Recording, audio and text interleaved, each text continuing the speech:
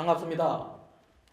이렇게 좋은 이 컨퍼런스가 저는 있는 줄을 잘 몰랐는데, 이런 좋은 컨퍼런스에 저를 초청해 주셔서 너무 감사합니다. 그리고 제가 이 영남의 이 아들로서, 그리고 제가 또 한평생 강을 연구한 사람으로서 이런 주제로 가지고 제가 강의를 한번 하고 싶었는데, 지금까지 이 기회가 없었어요.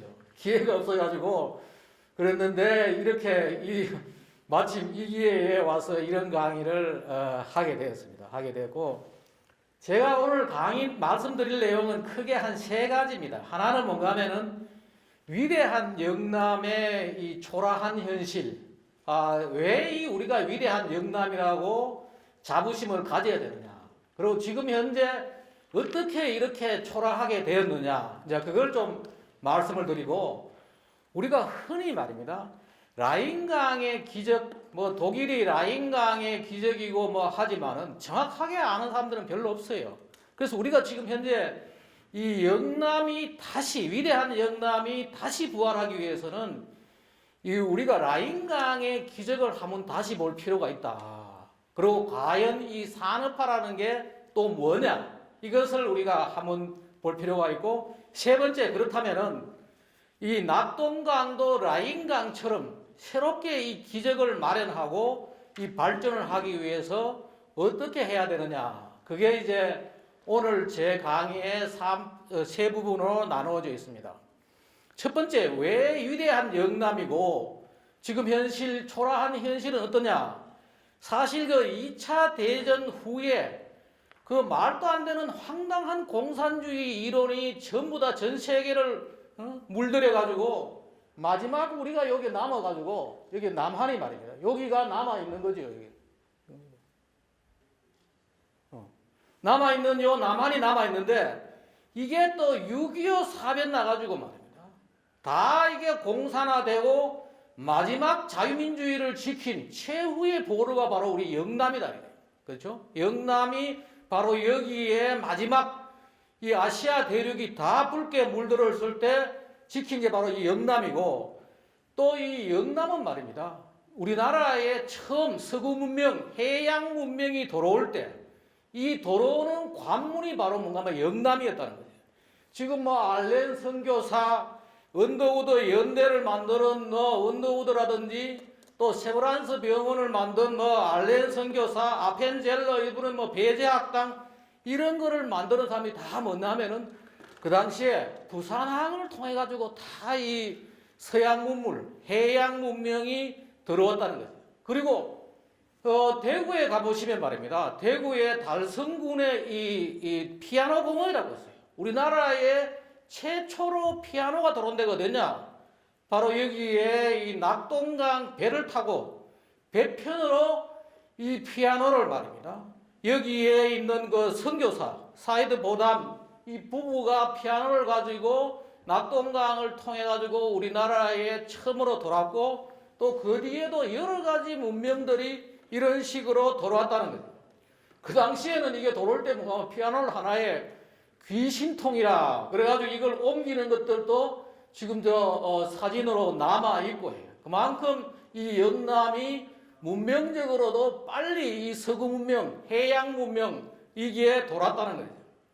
그리고 또 영남은 말입니다, 산업화의 아주 가장 우수한 지리적, 우리나라의 낙동강, 검강, 영산강 있지만은 낙동강권역이 산업화의 가장 우수한 지리적 장점을 가지고 있어요. 바로 이곳이죠. 그래서 여기 보면은 이게 왜 그러냐, 태평양으로 하나의 열린 창이 바로 여기가 바로 낙동강 권역이라는 거예요. 또 여기 보면은 부산항이 바로 여기겠죠. 부산항이 이게 한때는 세계 5위의 항이었는데 6위로 갔다가 지금은 이게 이제 7위로 간다. 더 초라하게 가는데, 왜 그러면 부산항이 이 영남권에서 이 큰 항구가, 이 세계적으로 큰 항구가 있는 것이 중요한가 하면은, 큰 배들은 말이에요, 이곳 갔다가 저곳 갔다가 움직이기 때문에 부산항의 모든 큰 배들이 들어오지 인천항으로 못 들어와요. 수심도 있고, 배라는 게 뭔가 하면은 한 곳을 이렇게 우리가 시외버스 가다가 여기 썼다가 저기 썼다가 하듯이 말이에요. 이런 식으로 가기 때문에 부산항이 여기에 낙동강 말단에 있고 영남에 있다는 것이 굉장히 큰 장점이라는 거예요. 이것이 바로 우리 영남이 가지고 있는. 지금 어떻게 됐느냐? 지금은 이게 2018년도 나온 자료인데 바로 이 초라하게 소멸 위기에 들어있는 게 다 뭐냐? 바로 이 낙동강, 경상북도 여기가 바로 이 다 뭔가 하면 소멸 위기에 처해 있어요. 이 왜 그러냐?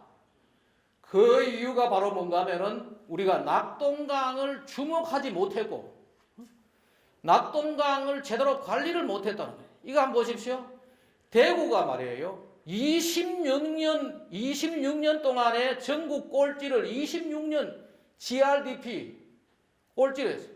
제일 잘 나가는 데하고 3배나 차이가 난 거예요. 아주 가난한 데가 됐다. 부산도 마찬가지예요. 부산도 지금 뭐 대구가 2만 1,000불 뭐 채 안 되는데 부산이 2만 4,000불 뭐 이러죠. 지금 아주 가난하게. 이게 다 뭐냐?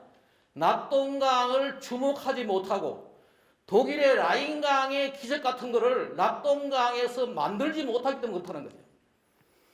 그 중에 하나가 뭐냐? 우리나라에서 비가 제일 나오는 데가 어디냐면은 바로 여기입니다.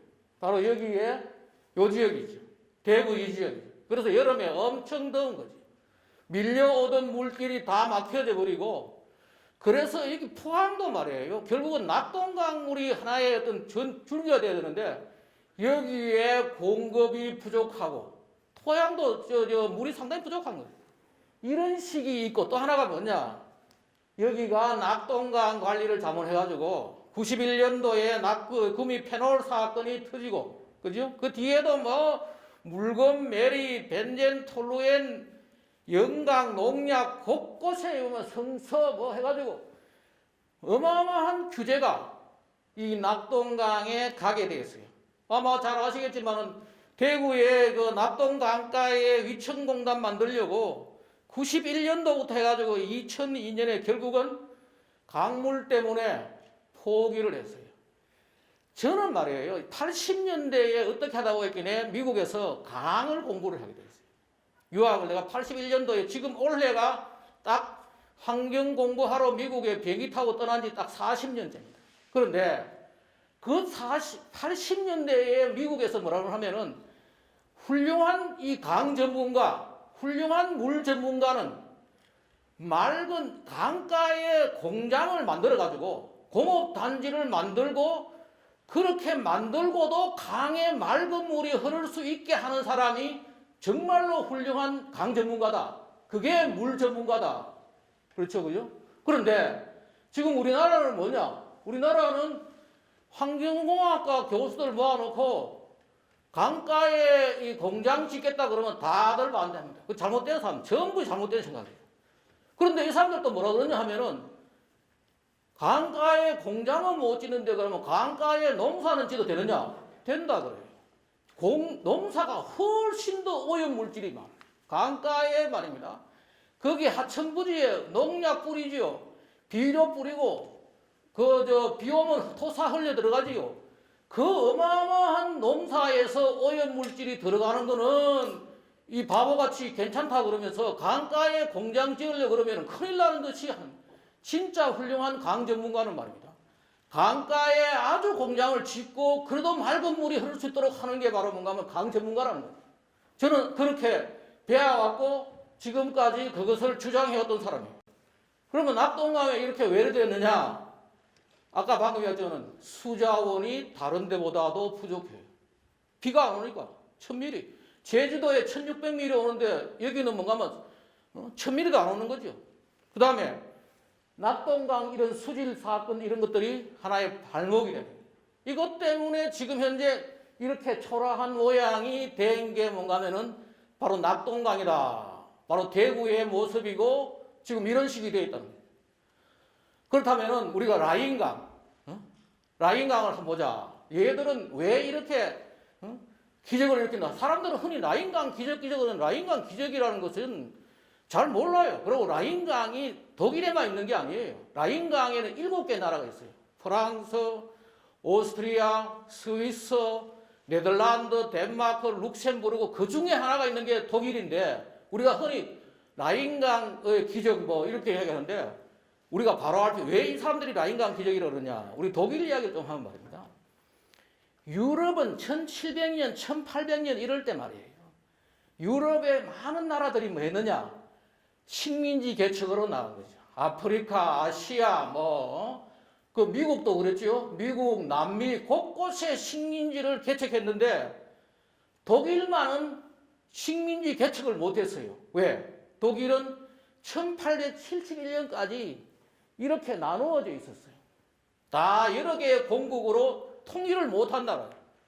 통일을 못해가지고 1871년에 와가지고 빌헬름 1세라는 이 프루시아에서 독일을 같은 게르만 민족이면서 그때 와서 처음 이걸 통일을 했어요. 그런데 이 통일을 하고 말이에요. 이 사람들이 뭘 했느냐? 통일을 딱 하고 나니까 모든 식민지는 영국, 프랑스, 네덜란드, 스페인, 포르투갈까지 모든 식민지를 차지해버린 거지. 자기들은 지금 뭔가 하면 식민지를 차지할 수 없는 거지. 그런데 그 당시에 비스마르크라고 이 빌헬름 1세 이 왕보다도 더 유명한 사람이 이 비스마르크 재상이죠. 이 사람은 다시 말해서 밑에 수상 같은 사람이죠. 이 사람이 뭐라고 했느냐? 우리는 식민지 대신에 화학이 있다. 우리는 식민지 대신에 과학 기술이 있다. 이렇게 이야기한 거죠. 이렇게 얘기하면서 어마어마한 과학 기술을 가한 거죠. 그렇게 해서 그 당시에 지금 우리가 쓰고 있는 벤츠차, 다 칼 벤츠, 독일 사람이죠. 루돌프 디젤 엔진도 바로 이 독일 사람이죠. 이 사람은 가솔린 엔진보다도 그 당시에 더 좋은 엔진을 만들었지만은 이것이 별로 그 당시에 무게가 무겁고 뭐 여러 가지 효율도 좋고 하지만은 이게 실패해가지고 결국은 디젤이라는 사람은 자살을 했죠. 이거 비즈니스가 안 돼가지고 결국은 나중에 영국 가는 배에서 타고 자살하고 했는데 하여튼 그렇지만은 이 디젤 엔진 우리가 쓰고 있는 디젤 엔진이라든지 벤츠차 이런 것들이 다 독일에서 그리고 또 더 이제 강한 게 뭔가 하면 이 사람이 질소 비료를 만든 사람이 바로 프리츠 하브라는 사람이에요. 이 사람이 뭐냐? 공기에서 비료를 만든 질소 비료를 공기에서 비료를 만드니까 결국 뭐예요? 공기에서 식량이 나오는 거예요. 우리 선조들도 이걸 알았다는 거죠. 우리 선조들도 뭔가 하면 번개가 많이 치는 해는 농사가 잘 된다. 바로 여기 보면은 이게 질소 비료의 원리가 그거예요. 공기 중에 질소 N2가 있고 공기 중에 산소가 있는데 벼락이 치니까 이것이 합쳐져 가지고 NO3가 되고 식물들은 N2는 이용을 못 하더라도 질소는 이용을 못 하더라도 질산은 이제 비료로 쓰는 거지. 그러니까 벼락이 많이 치는 해는 농사가 잘 되는 거죠. 근데 이 원리를 알고 만든 사람이 뭔가 하면은 이 질소 비료 만든 프리츠 하브라 이런 사람들이 다 독일에서 나와가지고 식량이 엄청나게 이제 되는 이런 것들이 만들어낸 거죠. 실제로 말이에요. 1900년대부터 1930년까지 노벨 화학상, 물리학상의 30%가 독일에서 가져간 거예요. 독일은 식민지를 못 얻는 대신에 과학 기술로 가지고 그 식민지에 부족한, 식민지에서 얻을 수 있는 부를 얘들이 적을 한 거죠. 이런 식으로 적을 한 거죠. 그리고 또 한 번 더 맞느냐? 독일이 1800년대 라인강을 개발하는 거예요. 라인강을. 이 라인강이 말이에요. 여기 보면은 이게 바로 이제 고도예요. 맨 밑에 가보면은 뭐냐 하면은 저거죠. 네덜란드죠. 네덜란드가 바닷가에 있고 맨 위가 뭔가 하면은 스위스가 있죠. 이게 해발 고도가 한 400인데요. 그런데 위에서 아주 급하게 내려와가지고 평평하게 되어 있는 데가 이제 이 독일인데 이 독일에 이 나오는 이 사람들이 뭐 하는가? 이 사람 여기 보면은 독일이 여기 라인강 아래가 대부분 다가 뭐냐? 평지고 그 당시만 하더라도 전부 강이 말이에요. 저거예요. 강바닥이 전부 뭔가 하면은 여러 개의 섬으로 되어 있고 그렇게 되어 있는 건데 이 아래가 뭔가 하면은 한 2,000개의 우리나라 같으면 여의도의 그 하중도 강 안에 있는 여러 가지 섬으로 되어 있는데 이것을 개발한 사람이 뭔가 하면은 요한 툴러라는 이 사람이에요.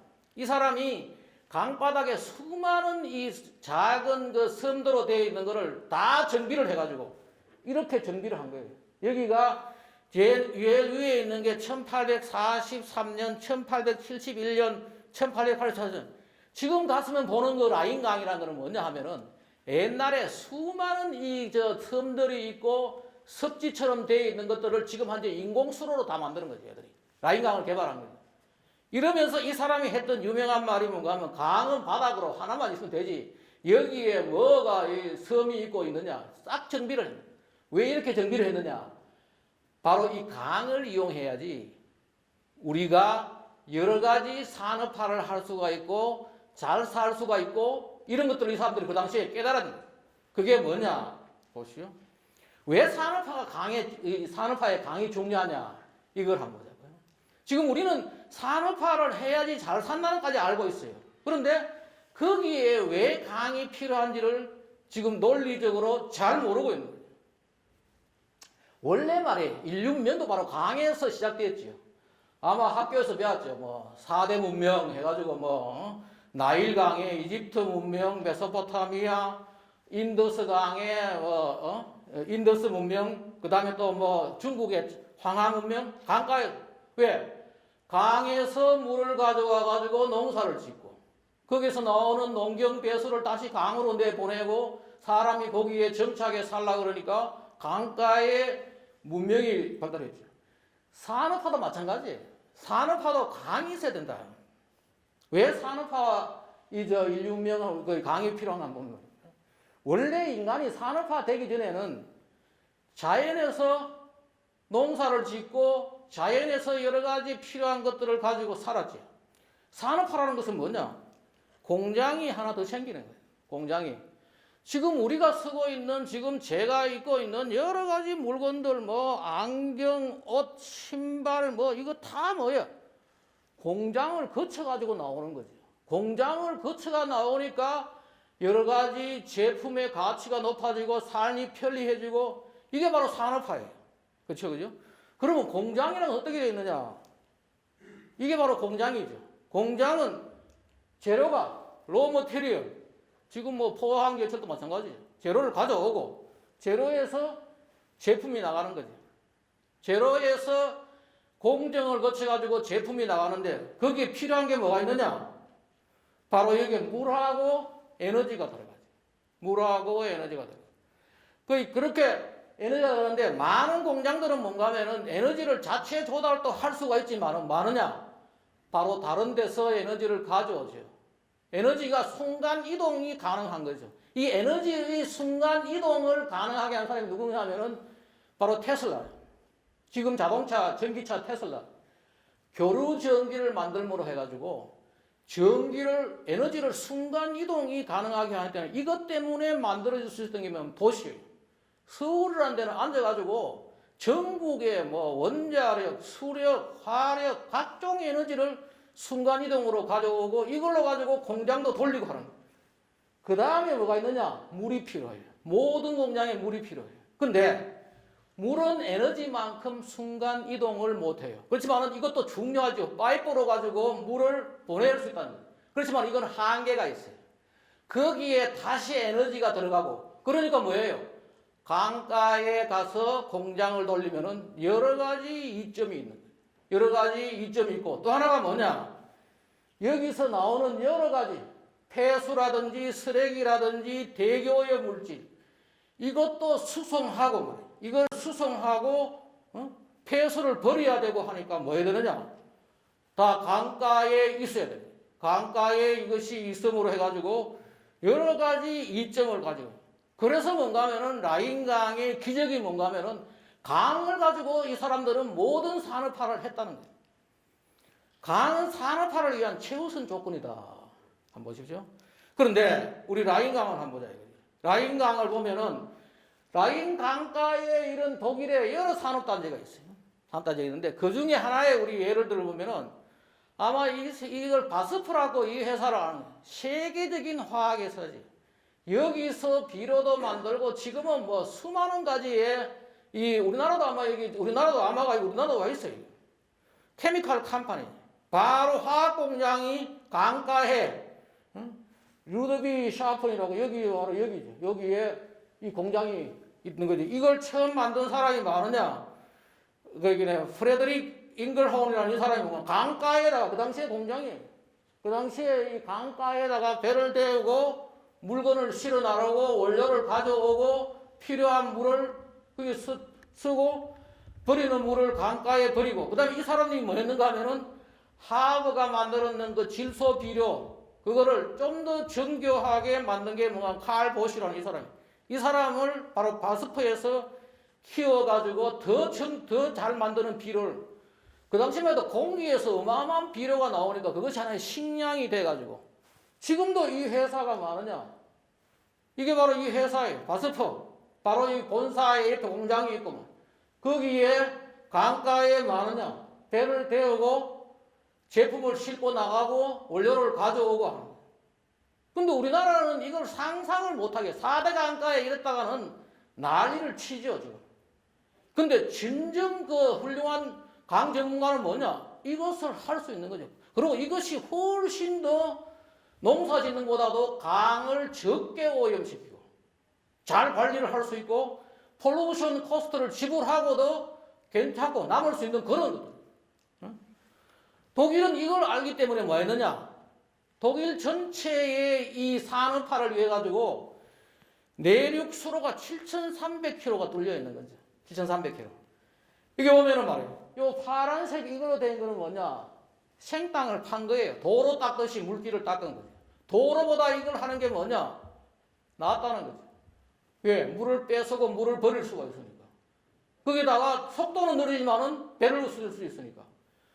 강 위에 강이 지금 지나가고 있잖아요. 이런 식으로. 강 위에 이렇게 또 물길이 지나가고 이게 이제 터널이라고 운하라는 거고 이 생땅 판 거예요. 파란 선들은. 또 많으냐? 조절수로는 뭔가 하면 원래 강인데 거기다가 지금 우리 4대강 보처럼 볼을 만들어가 물을 채워가지고 가는 거. 그 다음에 이제 내추럴 워터웨이라는 게 있는데 이거는 자연수로는 큰 배가 못 가죠. 뭐 돛담배 다니듯이 그런 정도로 가는 이 우리가 원래 물길은 이 세 가지로 나누는데 독일이 말이에요. 이게 동독과 서독의 통일을 하고 나니까 못 사는 동독을 먹이 살리려고 하니까 뭐 하느냐? 새로운 성장 동력이 필요하다. 그래서 1992년에 만든 게 뭔가 하면은 RMD 운하예요. 라인, 다뉴브 또는 도나우라. 다뉴브 강이나 도나우라 강이나 말이 발음만 된다. 그런데 이것을 연결하는 걸 뭔가 하면 1992년도에 만드는 이유가 뭐냐면은 이걸로 가면 어디 가느냐? 흑해로 갈 수가 있는 거예요. 흑해에 뭐가 있느냐? 자원과 방대한 자원과 시장이 있다. 이 사람들은 그걸 알고 있는 거지. 그걸 알고 있고 원래 이 독일이 말이에요. 제1차 세계대전을 일으키고 했던 것들이 다른 데 가니까 식민지가 다 차지해버리고 다른 나라들 다 차지해버리고 저쪽으로 가면은 흑해 쪽으로 가면은 우크라이나라든지 이런 데 아주 좋은 자기들이 그 차지할 수 있는 영역이 있다는 걸 알고 이거 제1차 세계대전을 일으키는 그 동기 중에 하나도 말이에요. 바로 저쪽으로 진출하려고. 독일은 지금 1992년도에 와가지고 이 운하를 뚫으면서 뭐 했느냐 하면은 저쪽에 흑해 쪽으로 진출하려고 말이에요.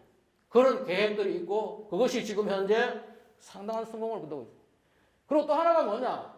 이 독일이 말이에요. 남부 독일은 이 유역이 바로 이 다뉴브강, 도나우강 유역이 지금 우리가 알고 있는 지멘스라든지 BMW, 아우디, 미넨 이런 게 다 뭐냐 하면은 이거하고 이 산맥으로 인해 가지고 같이 분리되어 있어요.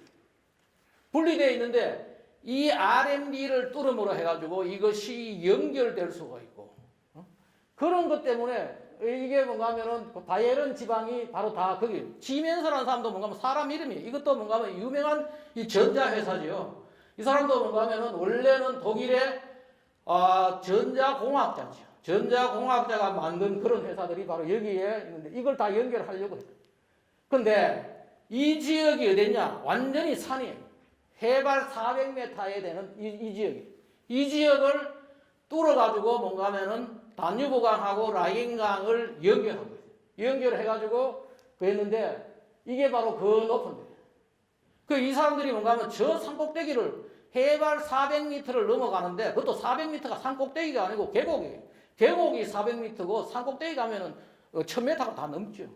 그런 식으로 넘어가면서 이렇게 물이 없으니까 바로 그리고 16개 돌을 만들고 이게 해발 406m 되는 데를 넘어가는데 이런 식으로 저수지를 만들고 또 이 절수경 관문이라 해가지고 배를 띄우려고 하면 이제 관문에 물을 채워야 되는데 그 물이 항상 없으니까 뭐냐면은 관문에다가 이렇게 여기다가 이 배가 들어가고 난 뒤에 배를 빼고 나서는 그 물을 다시 이렇게 저수를 하고 이런 식으로 이 절수형 관문을 개발해가지고 이것을 만들어내고 결국은 여기 보면은 이런 식으로 이제 물이 배가 위에 들어가려 그러면은 물이 차고 또 배가 내려가면 물을 빼고 하면서 그 뺀 물을 저런 위에 넣고 저런 식으로 절수형 그걸 만들어가지고 이 사람들은 결국은 물길이 있어야지 이 산업화, 공장을 만들고 여러 가지 이점이라는 것을 알고 지금까지 했는 거죠.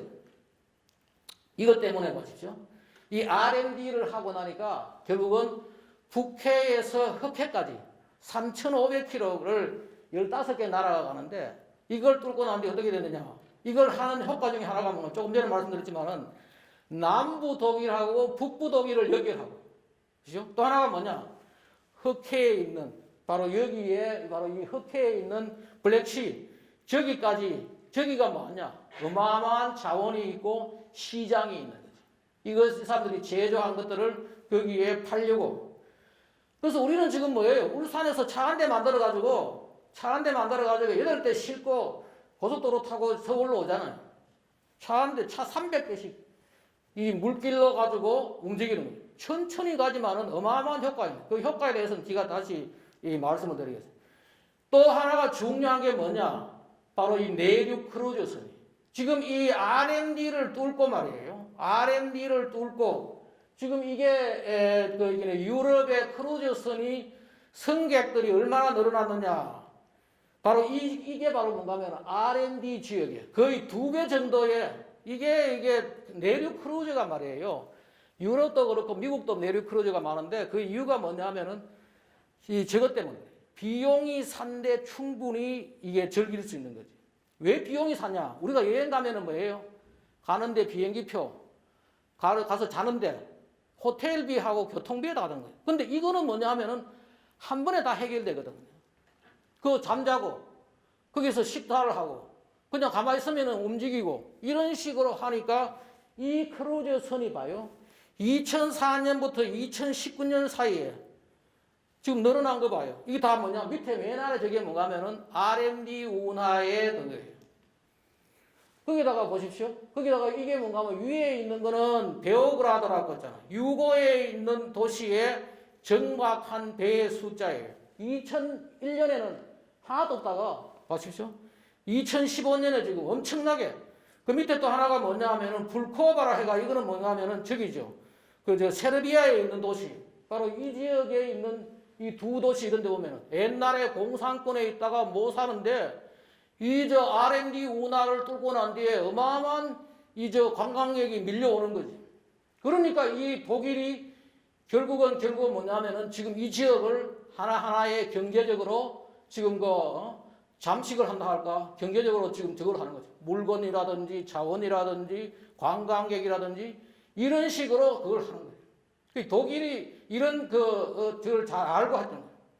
그렇다면은 자 우리가 영남의 낙동강하고 영남의 발전을 위해 가지고 우리가 낙동강을 어떻게 해야겠냐? 방금 봤듯이 우리가 독일을 통해 가지고 물길이라는 게 이 산업화에 얼마나 중요하냐? 그걸 우리가 봤고 또 하나는 뭐냐? 앞으로 우리가 어떻게 벤치마킹 해가지고 살아야 되느냐? 바로 이 라인강을 우리 다시 보면 말입니다. 라인강 최말단이 바로 뭔가 네덜란드지. 그리고 최상류가 바로 뭔가 하면은 스위스예요. 제 얘기는 뭔가 하면은 낙동강 하류는 네덜란드를 벤치마킹하고 낙동강 상류는 우리가 스위스를 보자. 그리고 독일이 우리가 물길을 이용하는 만큼 우리가 물길의 소중함을 알고 그걸 활용을 해야 된다. 네덜란드란 나라는 이게 땅덩어리가 우리나라의 경상남북도 많은 나라예요. 이 경상남북도 많은 나라인데 그 중에서 경상남도 정도가 뭐냐? 해수면 아래, 바로 바다 땅 밑에죠. 물들 뚝뚝 터지면은 바다 아래가 되는 그런 나라. 그런 나라가 놀랄만한 거는 뭐냐? 세계에서 농산물 수출 1위가 됐냐? 미국이죠. 미국이 농산물 수출 1위예요. 2위가 어디냐? 네덜란드예요. 이 조그만 나라, 이 열악한 나라가 이거 보십시오. The second largest export. 세계에서 두 번째로 농산물 수출 많이 하는 나라가 네덜란드예요. 왜 그러냐? 우리 같으면 말이에요. 지금 같으면 낙동강 한 김해쯤 되는데 물 아주 더럽죠. 다 밑에 낙동강 말단에. 그런데 이 말단의 물을 이용해가지고 얘들은 과학적인 영농으로 어마어마한 농사를 지어가지고 미국 다음으로 농산물 수출을 많이 하는 그런 나라가 되어 있다. 거기다가 우리가 좋아하는 하이네켄 맥주 있죠. 이게 뭔가 하면은 그 라인강 말단에서 흘러나온 물을 가지고 그 뛰어난 물관리 기술로 만들어낸 게 바로 하이네켄. 세계적인 맥주를 얘들이 만들어가지고 이걸 하는 거예요. 그리고 여기에 이 농업 기술이 말이에요. 우리가 알고 있는 이 온실하고 또 다른 엄청난 그 과학적인 그걸 하고, 보십시오. 이게 보면은, 여기 보면은 뭐 세계 인구는 64인데, 뭐냐 하면은 경제 규모로 말하면 17이고, 그 다음에 뭐 수출, 수입하는 데가 7이고, 수출이 5이고, 뭐, 여러 가지. 그 다음에, 글로벌 인벤터, 뭐, 이게 9이고, 굉장히 이 사람들이 이런 경제적으로 뛰어난, 지금 아주 혁신성이 아주 뛰어난 그런 나라가 지금 현재 이런 식으로 돼가 있는 거예요. 또 하나가 뭐냐?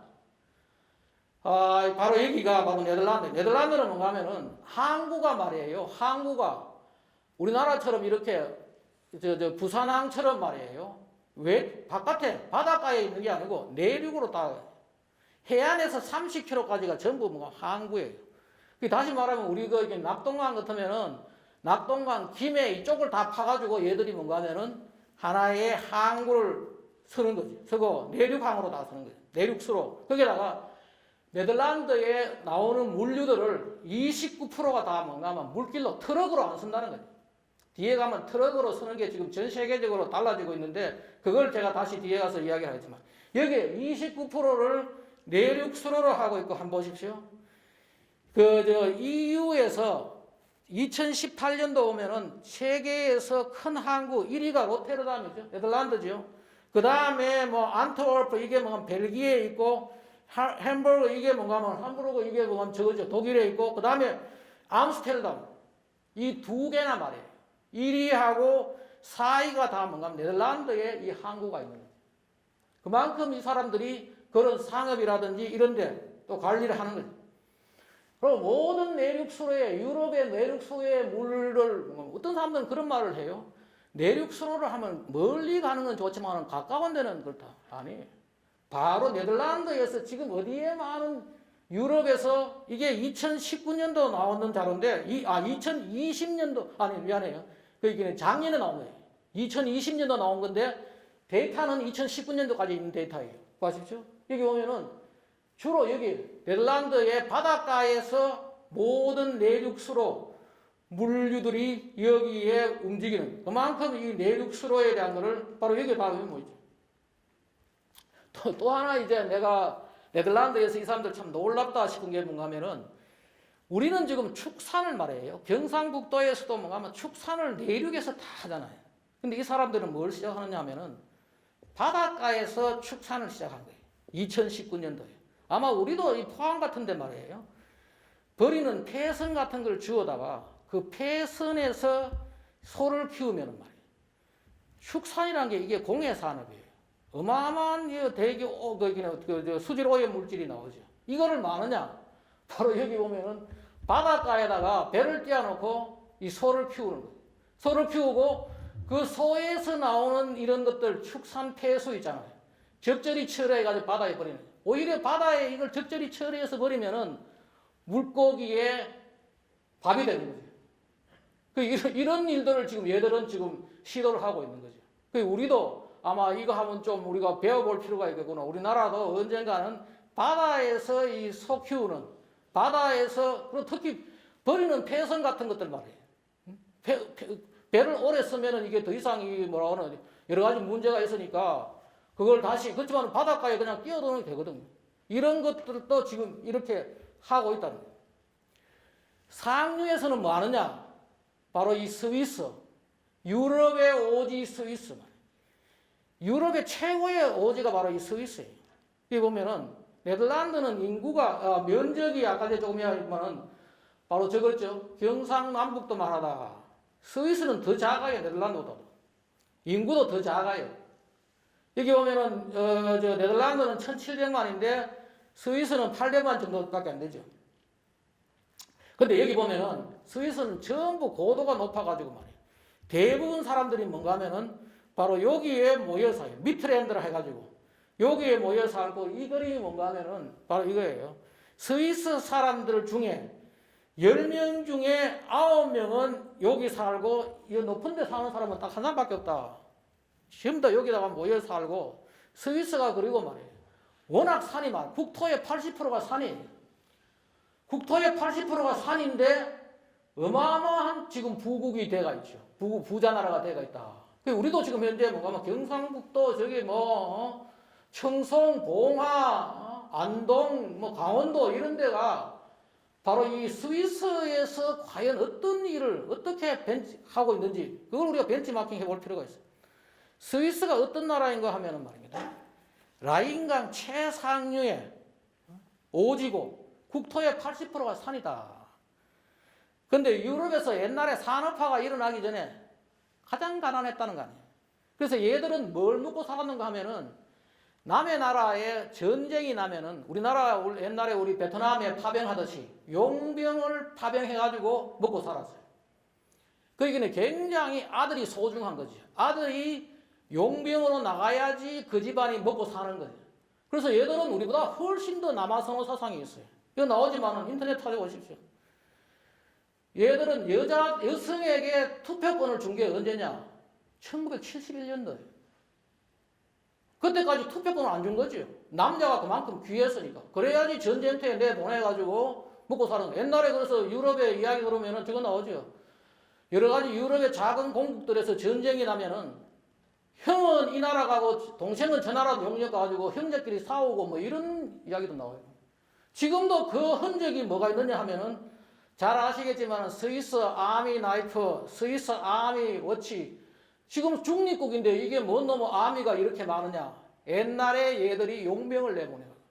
지금도 그 흔적이 뭔가 하면은 로마에 가면 근위병들이 다 뭐냐? 용맹스럽고 충성스럽다 해가지고 지금도 로마의 근위병은 지금 여기에 스위스 사람을 쓰고 있어요.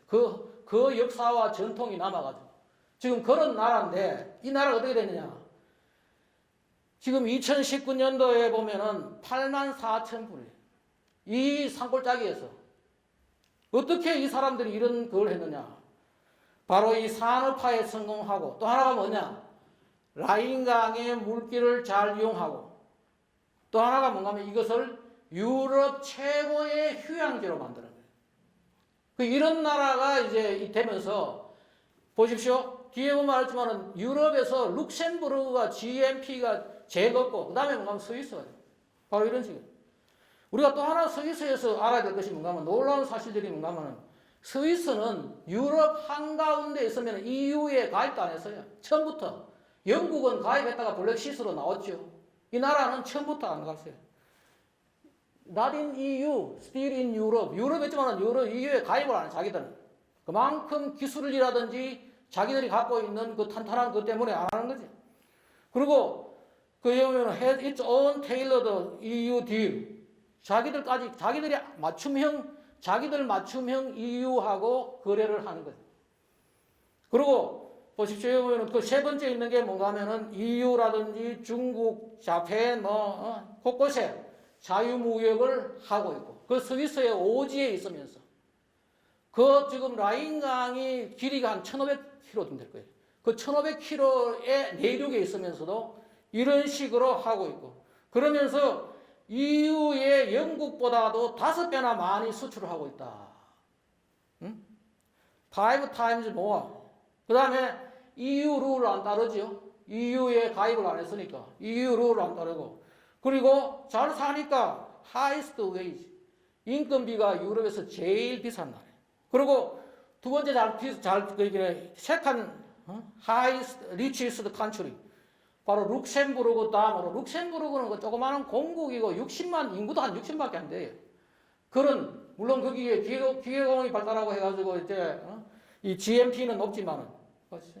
그런데 그 다음에 스위스가, 그리고 뭐 이노베이션 인덱스가 최고다. 그리고 지금도 잘 가고, 스위스 놀라운. 여기 나오는 이야기를 간단히 얘기하면 뭐냐면은, 지금 얘들이 뭐 하느냐, 시계에 팔아가지고 1년에 212억 스위스 프랑인데, 우리말로 우리나라 돈으로 하면은 254조를 시계 팔아가지고, 그 다음에 뭐 하느냐, 커피 팔아가지고. 이 사람들이 참 특이한 거는 뭔가 하면은 이게요. 그리고 커피 팔고 또 하나가 뭔가 하면은 여기에 화학, 케미칼 화학 그것도 하는데, 이 놀라운 것 중에 하나가 뭔가 하면은 스위스에서 커피 원두 하나 안 나와요. 커피 원두 하나 안 나오는 거예요. 근데 자기 나라의 수출 식품 1위가 뭐냐? 커피. 매일 드시는 거 네슬레 커피 있죠. 네스카페, 우리 알커피, 이거 다 여기서 나오는 거예요. 왜 그러냐? 바로 라인강 물길을 이용해가지고 엄청난 싼 물류를 가지고 여기서 제조를 해가지고 다시 나가니까 그 커피 하나를 안 나오면서 1등 수출. 거기다가 뭐 각종 지금 고부와 같이. 그리고 우리가 또 하나 놀랍게 보는 게 이 네슬레 커피 말이에요. 이 네슬라 커피죠. 이 네슬라 커피, 우리 매일 먹는 이 네슬라 커피가 본사가 어디 있느냐? 바로 루선이가 호숫가에 있어요. 다시 말해가 뭔가면은 우리 지금 안동호 호숫가에 우리나라의 우리 안동호 호숫가에 대기업 본사가 있는 거예요. 우리나라의 생각으로는 뭐 너무 소양호 호숫가에 안동호 호숫가에 대기업 본사를 하느냐 난리를 칠 거예요. 그렇게 있으면서도 그 맑은 물을 만들어낼 수 있는 사람이 뭔가 하면은 진정한 수질 전문가고, 진정한 강 전문가고, 진정한 호수 전문가는 지금 이렇게 지금 하고 있는 거지. 지금 이게 호수가에 얘들이 네슬라 본사가 있는 거지. 이런 식으로 지금 그걸 하고 있다. 그런데 이 라인강하고 지금 이제 낙동강 어떻게 되느냐. 이 라인강은 말이에요. 86개, 아까 봤던 거죠. 86개 포가 있어가지고 그 어마어마한 크루즈 선이라든지 큰 배가 다니죠. 우리나라도 이번에 이제 4대강 사업으로 8개를 보를 만들고, 특히 이 낙동강 유역에 물이 없어가지고 4대강 사업 중에서 가장 많은 물을 확보했어요. 9억 1천만 톤. 이거는 누가 시킨 것도 아니고 우리나라 물 전문가들이 우리나라에 이 물이 어디가 부족하냐. 그래가지고 여기에 가고, 특히 이 하류 쪽에는 말이에요. 창녕, 함안, 합천, 창녕, 달성, 강정, 고령 이런 데는 어마어마한 창녕, 함안보 같은 1억 톤 이상의 물을 확보를 했어요. 근데 이 정부에 와서 이제 다 빼고 하죠. 근데 이 부족한 낙동강에 이렇게 물을 확보를 했어요. 상당히 많은 준비는 되어 있어요, 또. 근데 이렇게 준비했는데 뭐가 문제냐? 우리 지금 아직도 이 간문하고 식수 대책이 다 이런 식으로 간문들이 있죠. 이런 식으로 간문들을 만들어가지고 우리가 활용을 해야 되는데, 지금 현재 이 지난번에 이 대우나 반대하고 난리치면서 멍텅구리가 지금 되어 있는 거죠. 이게 없고, 또 하나가 뭐냐? 라인강에는 있으면서도 우리 낙동강에 없는 것 중에 하나가 뭐냐? 먹는 물 치수원이에요. 우리가 흔히 이렇게 이야기해요. 강은 말이에요. 쉽게 말하면은 내추럴 리버, 자연강이 있고, 컬처럴 리버, 문명강. 내추럴 리버는 뭔가 하면은 인간이 별로 활용하지 않는, 우리나라도 많죠.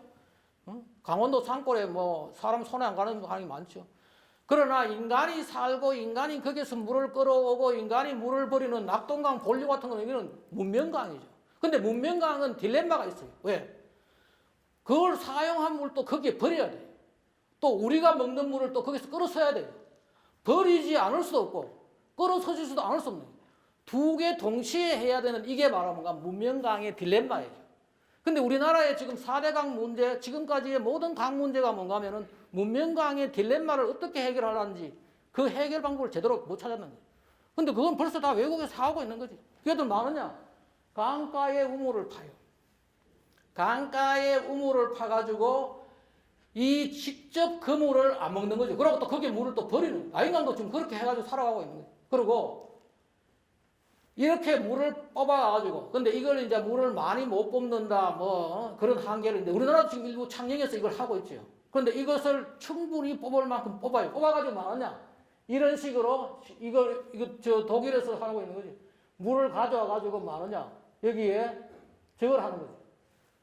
저수지라든지 그 위에 퍼붓는 거지. 그럼 거기 식수 전용 저수지가 되는 거지. 그 식수 전용 저수지 위에다가 계곡에다가 물을 뿌리면은 이래 오는 거죠. 근데 우리나라에 이걸 한 게 어딨냐? 지난번에 충남 보령댐에 물이 없어가지고, 이 원하지 않게 자기들이 뭔가 하면은 금강보의 물을 뽑아가지고 처리해가지고 보령댐에 집어넣었어요. 이게 바로 그거예요.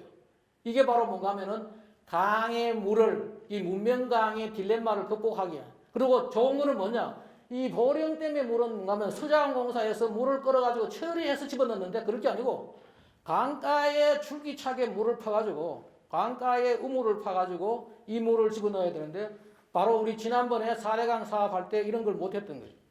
이 식수 대책하고 바로 관문을 해야지 결국은 우리가 이 낙동강의 새로운 성장 동력, 새로운 뭐라 그러나 거기서 우리가 영남권의 새로운 성장 동력이 될 수가 있다. 왜 이렇게 그러면은 유럽이라든지 미국에서는 이 수로를 가고 지난번에 우리 MB 정부 때 이걸 하려다 결국은 반대당에서 야당에서 반대하고 이걸 못했지만은 왜 그러냐? 배 한 대가 말이에요. 배 한 대가 트럭 220대를 가지고 어마어마. 그리고 이게 뭔가 하면은 이 우리나라에서는 이 단체가 이걸 반대했는데 환경단체가 이게 완전히 이상한 정치적인 대단이 되어 그러는데 외국에서는 환경 때문에 지금 이걸 한다는 거죠. 그게 뭔가 하면 환경과 경제 동시 효과를 가지고 하시죠. 기름 1리터로 가지고 트럭으로 가면은 24톤으로 가는데 기차로 가면은 85톤, 배로 가면은 105톤을 간다는 거예요. 거기에다가 나오는 대기오염 물질 봐요. 대기오염 물질 탄화수소 7분의 1이고 일산화탄소 10분의 1이고 질소산화물이 20분의 1. 환경적으로 굉장히. 그래서 뭐냐면은 배로 가면은 미세먼지 없지요. 그 타이어 사용하지 않고 움직일 수 있는 게 뭐냐? 물길이죠. 바로 여기에 황산화물, 비산먼지, 차가 달리면 날리는 먼지 있죠. 날린 먼지, 소음, 진동, 환경 비용의 7분의 1이다. 관리비가 보십시오. 이게 도로하고 이 인랜드 쉬핑 물길로 갈 때 하고 어마어마한 차이가 있고 그 결국은 철도보다도 훨씬 트럭보다도 한 10분밖에 안 된다. 이런 것 때문에 경제적으로 이점이고 그리고 우리가 개념을 바꿔야 되는 게 뭔가 하면은 포항에 계시는 잘 알겠지만 배는 말이에요. 하나의 움직이는 육지예요.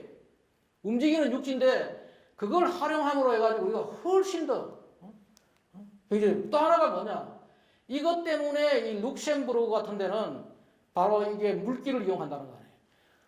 이 타이어로 가면은 휠로 이게 바퀴로 가면은 말이에요.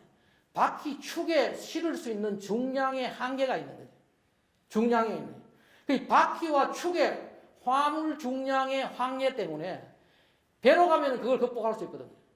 그래서 이제 미국에서도 미시시피 강이라든지 유럽의 라인 강이라든지 각종 이 강에 이 화물을 보내는 이유가 뭔가 하면은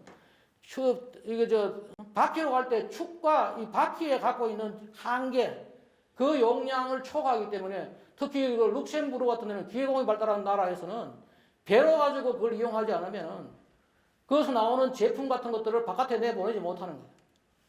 안 되면은 결국 분해해가지고 가서 현지에서 조립하고 해야 되는데 이런 문제들이 이제 극복을 하니까 나오는 거예요.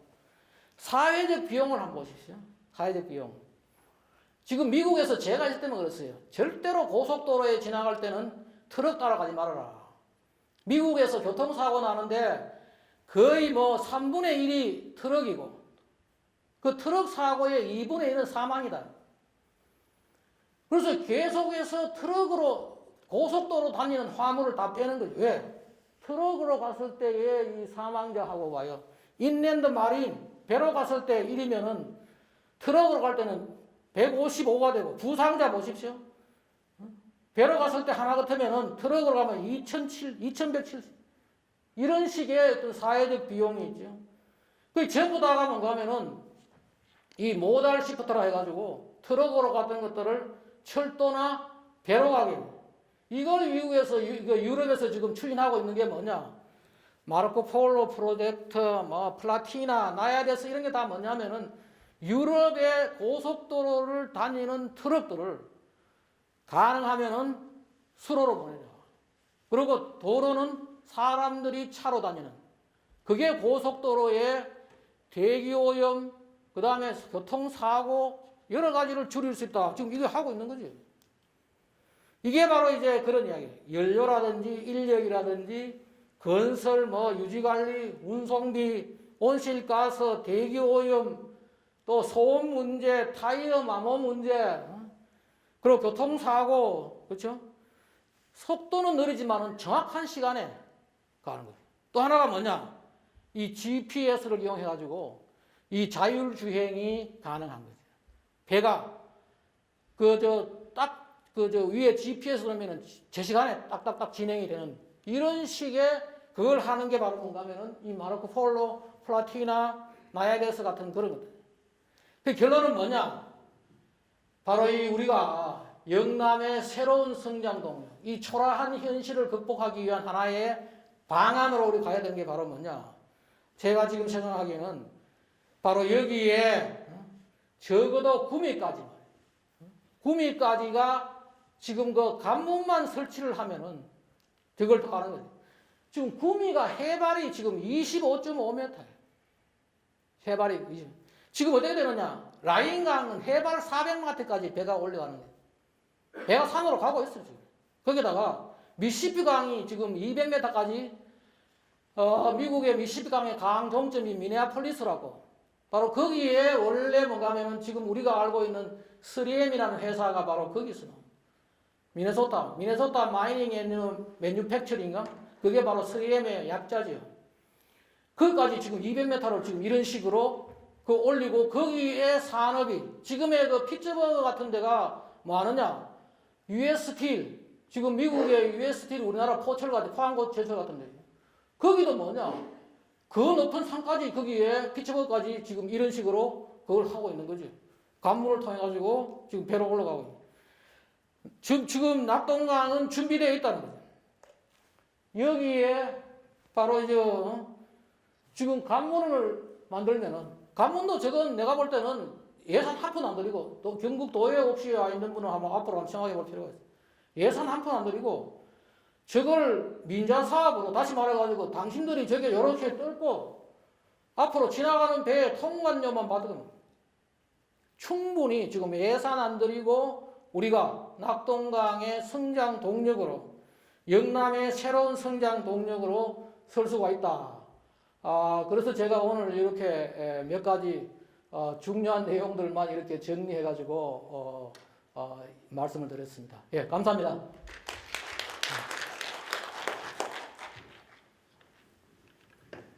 질문 좀 다시 한번 좋은 내용으로 강의해 주신 우리 교수님께 박수 한번 부탁드리겠습니다.